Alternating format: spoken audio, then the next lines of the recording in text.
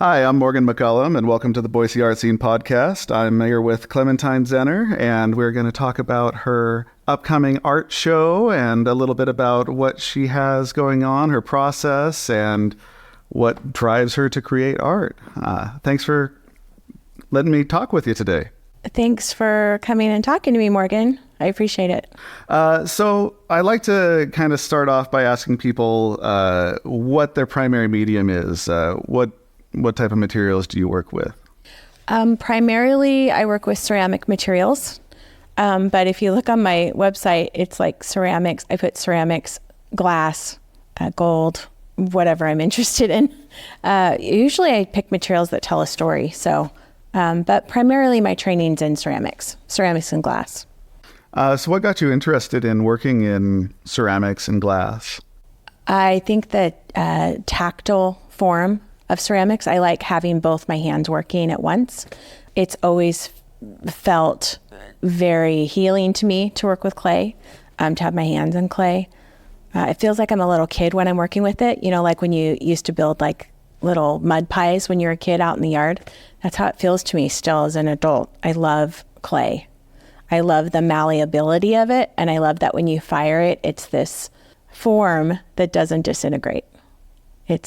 It lasts a long, long time. So I love the process of firing too. I'm kind of a pyro, actually. So I love some of the things that I do are like I love to burn things out, organic materials in the kiln. And we can get more into that later if you want, but it's part of the nature of the work. I love it. Sure. What's that style where they take all the oxygen out by creating like a fire around a reduction it? kiln? Yeah, maybe that's or are you talking about raku kilns? I think, yeah. It's you know, what I do is kind of similar to that, but it's really different as well. So what I do is I encase organic materials in porcelain slip. So it's a liquid clay. So it's like, I'm really interested in trying to preserve those things that are prone to disintegration. Anything you find in nature. Like for instance, I have a beehive. One of my pieces is a beehive that I've encased in porcelain. And when I put it in the kiln, the wax burns out. And then what you're left with is the crust around it. So they're really, actually, for ceramic pieces, they're actually really fragile pieces. And a lot of times they're translucent. How do you get the materials then, those organic pieces that you are deciding to incorporate in? I believe you were saying that there's an intent or a meaning behind the materials that you use. So it's funny because they're all very personal to me.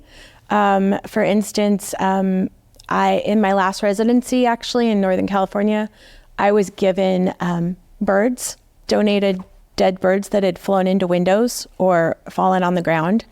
And I know that's a very strange thing for someone to ask for, but I kind of wanted to pay homage to them in some way, you know? So I ended up burning out the birds in a pit firing, and I was left with, you know, kind of like an entombment or like a funeral pyre. So I hold all life really reverent. And I guess you were asking the personal nature of it. It's like I'm always dealing in my work with death and grief and transformation. You know, how things transform and they never stay the same. You can't hold on to anything. You know, I think Siddhartha said that. You can't hold on to anything. Everything changes, nothing lasts. And yet I still try to do that with material for some reason. One of my friends, he likened me to like this fire goddess, part fire goddess and part like nurturing mother. Like I'm trying to do both at once, if that makes sense. So there's a very female component to my work, trying to rebirth things. Oh, that's very interesting for sure. So what got you into working in art? I've done it ever since I was a really small child. I mean, one of my first memories was just playing in my room with stuffed animals and like making up shows with them. And just, I spent a lot of time alone as a kid. So by necessity, I had a really good imagination. And so I took solace in my stuffed animals and I took solace in nature. So I was out in nature a lot. And I would collect all sorts of things, branches, bugs, leaves, flowers, and I would just make up little stories with them. And I think that, like my whole life, it kind of carried with me. I started out as a painter, but that didn't last very long. I just was really frustrated with the material, and it seemed too flat for me. I didn't like it. I didn't like how I really wanted texture, and I really wanted it to come alive in my hands. And I felt like paint did not do that for me. A lot of the artists that I've spoken with, especially that first year, they were more painters, 2D artists. And I really strove that second year to try to reach out to more 3D artists. Spoke with glass workers and sculptors. And I mean, it is a different tactile feel to see that all come together. Recently during Bosco, I was watching a woman who makes horse sculptures. And it was just incredible to watch the muscle structure come together on the skeleton. Yeah. It's fascinating. It's beyond my level for sure. The sculpture is, I can see how that could be a different... I think it's faster too. Material for me. I work really fast. And I think I feel my way through pieces, if that makes sense. So sometimes I don't have a sense of where I'm going with it. I'm just gathering materials, I'm out in nature gathering materials, bring them back to the studio. I'm fascinated with something, I collect a lot of bones. In fact, some of my pieces have jaw bones in them and different parts of the deceased creature. And then I put it together in a way where I'm trying to illustrate or talk about our relationship to nature and nature's demise in our presence and how we are not reverent with nature, so, and sometimes I don't even know what I'm making until I'm done with it, so like it's on the wall and I'm like, oh, I see what I just did there. One of my pieces, I let the work do what it's going to do, if that makes sense. Like one of these plates I make a lot of plates that I put different organic materials on, like I told you with burnouts. And one of the plates broke in the kiln, like split in half. And I called it Lay Divorce. Because I didn't realize that's what the piece was about at the time, but it really felt like that with the materials I was choosing. I had some antique lace on it that was like an heirloom, and then I had some different disintegrated pieces in there, and it really lent itself to this broken agreement between two people and what that does to a family. And so but I didn't know that until after I'd fired it 3 times, Sure. Oh, yeah. That's interesting. So I'm very process-based, I guess. Mm-hmm.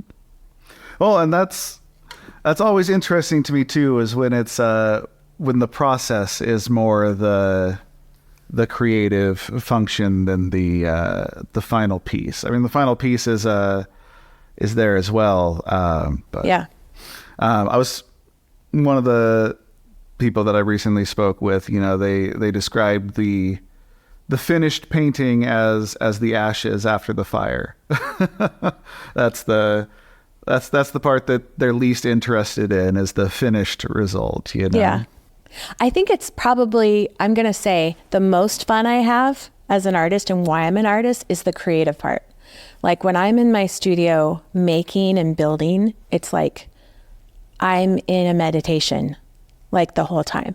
I can be completely focused for hours. And I know so many artists that feel the same way. It's the explaining part that's hard for me. It's the writing it down. I have to come up with an artist statement for this show. And I'm like, I'm trying to figure it out. And also I went through grad school. And I spent most of my time in grad school attempting to explain what I was making, which doesn't really lend itself to creativity or the creative process. It kind of makes you go back in your head. And my work is so much from my heart and, my hands and what I'm feeling and sensing. And I think in grad school, I'm not going to say across the board, but a lot of graduate programs are all about explaining and this highbrow art. And I came out of there. I think it took me 2 years to actually recover from the program before I even wanted to make anything again. I have definitely heard mixed things about college experiences for people. So tell us a little bit about the current residency that you've got going on right now. Okay. So I'm here at the Commonwealth Studio in Garden City. It's relatively new. I think they've been here about a year. It was started by Catherine Shaughnessy and Amber Lawless, two amazing, strong women, makers in Boise. And the space itself is wonderful. It has a lot of light. Amber has graciously let me use her kiln the entire time. They've both been so helpful with materials and just supporting me as an artist while I've been here. And I think I've made some really good friends while I've been here. So the support of other artists, I think, has been invaluable for me. And then just the time and space to create has been amazing. Having, a dedicated space like this to come in and work in, how has that impacted your work and your ability to create?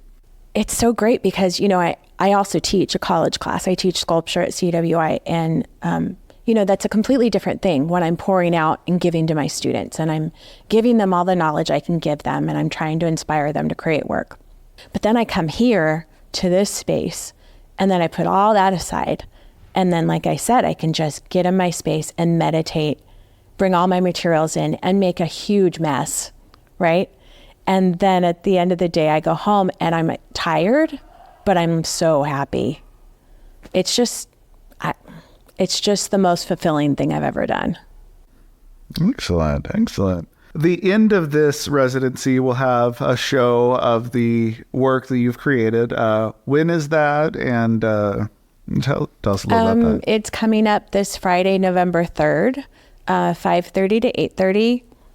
As part of it, I'm doing a pit firing of 3 birds that have met their demise in Boise.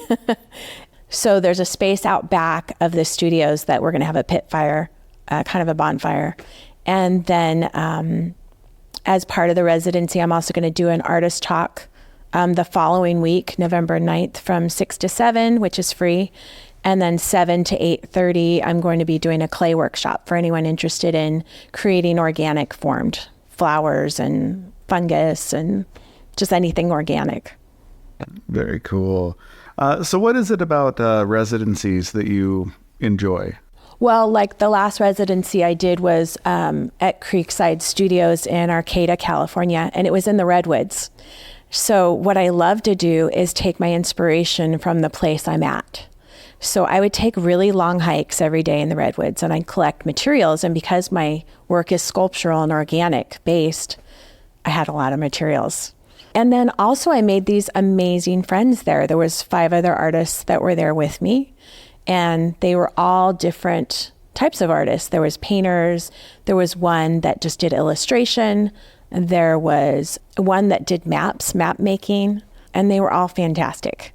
And we would meet and have, these invigorating conversations about art making and your place in the world with art and how we can make a difference with our art. And, we met with biologists and we met with geologists and just all sorts of people.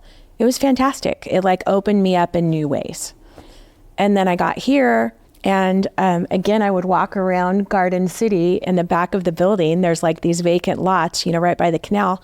And I was collecting chains and I was collecting bones and I was collecting just different things around here that makes this a unique place. And I would have these great conversations with, Catherine and with Amber and with the other people here that, and I'd see what they were doing. And we kind of mutually inspire each other. So I love that about residencies. That's very. I don't think anybody really creates well in a bubble. No, you've got to, I think, be able to see what other people are doing, and at the very least, it drive you to compete a little or something, or collaborate, Yeah. or it just the seeing other people doing something can create that spark to motivate you to. Yeah. And also because I know I'm out of here. November 20th is the end of my residency. I knew I had a finite time. So I knew that really pushed me to make work too. Absolutely. Yeah. Especially because of the availability of, the space, which is a beautiful space, and the kiln, which was available to me. So it was great. Aside from this, are there Boise, Garden City, this area, Treasure Valley specific opportunities that you've had that you've benefited from? Yes, very much so. So Arts Idaho, the Arts Idaho Commission, actually specifically gave me a grant for this space, for this project. So I wrote to them, and it's called a project grant, and you can apply for it once a year. I applied for it last year for the Creekside residency. And when I got that residency grant, they were excited about my work. There's a panel of guest curators that look at your work, and they were excited about it. And they told me specifically to bring the art that I do there back to Boise. So when I applied for the grant for this space in Garden City, I was specifically talking about what I could do here in this city. So I thought that was great. It was a really great impetus for me to continue the work I started at Creekside and take it here, to Commonwealth. Oh, absolutely. Yeah. So why do you think that art is important to pursue, why is it important to you? I think art's kind of saved my life, not to sound corny or dramatic, but I do feel it's been key to my growth and my healing. It's been like a constant companion for me. It's been a way to release trauma from my body. It's actually been a way I've been able to help others. I've done clay practices where specifically I took a class on how to heal trauma with art, and I took that into the community right after COVID. And there was a lot of people that felt isolated and alone. And I just feel like it's just a powerful tool in the world. I mean, there's nothing that, like if you go in an office building, without art, it's just like four walls. Without art, I don't know, without artists in it, there's no one talking about things that need to be talked about.